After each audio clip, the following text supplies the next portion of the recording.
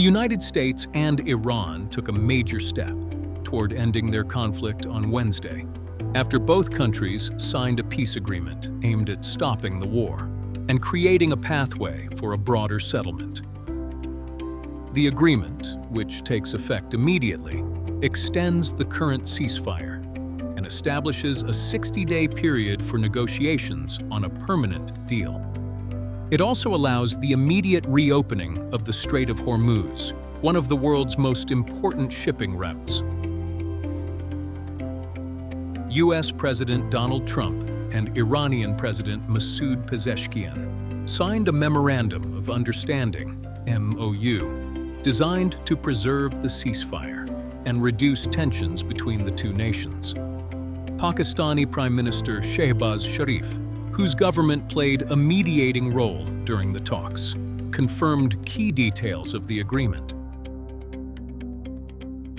Video footage released by French President Emmanuel Macron showed Trump signing a physical copy of the memorandum late Wednesday at the Palace of Versailles.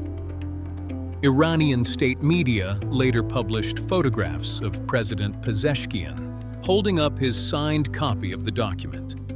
After signing the agreement, Pezeshkian shared the memorandum on X and described it as a historic step forward.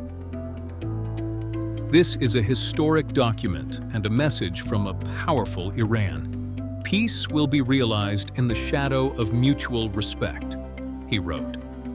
He added, "The Islamic Republic of Iran has always been committed and steadfast to global peace while preserving its dignity and independence, as well as to progress and regional cooperation." Pakistan announced that the agreement, known as the Islamabad MOU, officially entered into force on Wednesday. According to U.S. officials, the memorandum includes several major commitments. Iran reaffirmed that it would not seek to develop nuclear weapons. Both sides agreed to halt military operations, and shipping through the Strait of Hormuz would resume. The conflict began on February 28th, after the United States and Israel launched military strikes against Iran. Although the parties agreed to a temporary ceasefire on April 8th, fighting continued in several areas. The new agreement extends the ceasefire for another 60 days and creates time for negotiations on Iran's nuclear program, the future of U.S. sanctions on Tehran, and the release of frozen Iranian assets. The 14-point agreement also proposes sanctions relief for Iran, the release of frozen assets, and the creation of a $300 billion reconstruction and economic development fund. However, officials said both sides would work out the details of how the funds would be distributed during the 60-day negotiating period. The memorandum further states that Iran reaffirms that it shall not procure or develop nuclear weapons. Both countries will also establish a mutually agreed mechanism for dealing with Iran's stockpile of enriched nuclear material. Another key part of the agreement concerns the Strait of Hormuz. Under the memorandum, Iran agreed to permit the safe passage of commercial vessels through the waterway, without imposing any charges for the next 60 days. Speaking during the G7 summit in France, President Trump called the agreement a potential turning point, but warned that the United States could take military action again if Iran fails to honor its commitments. "We're going to bomb the hell out of them if they violate the agreement," Trump said. "I don't want them to. I want them to honor the agreement." On Sunday, we reached an agreement with Iran that achieves everything we set out to accomplish, everything and much more. Ending the current conflict, reopening the Strait of Hormuz, and preventing Iran from ever obtaining a nuclear weapon. That's what it was all about. That was about 99%.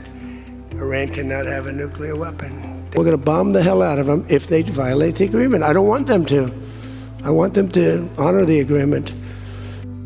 As he departed Versailles after meeting President Macron following the summit, Trump simply told reporters, "It's signed," A video posted online by a White House aide showed Trump seated beside Macron as he signed the agreement. He then handed the document and pen to U.S. Secretary of State Marco Rubio, while people in the room applauded.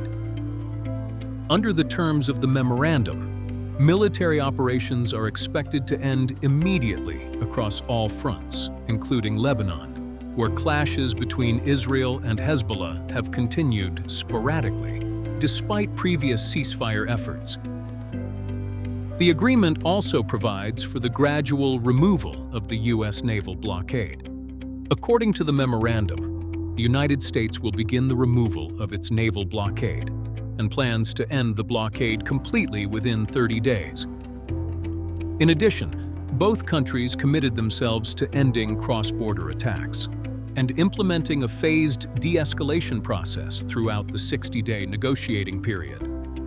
The agreement states that both sides commit to negotiating and achieving the final deal in maximum 60 days, extendable with mutual consent. U.S. Vice President J.D. Vance said the agreement was already producing positive results. He noted that approximately 12.5 million barrels of oil passed through the Strait of Hormuz after the memorandum was signed.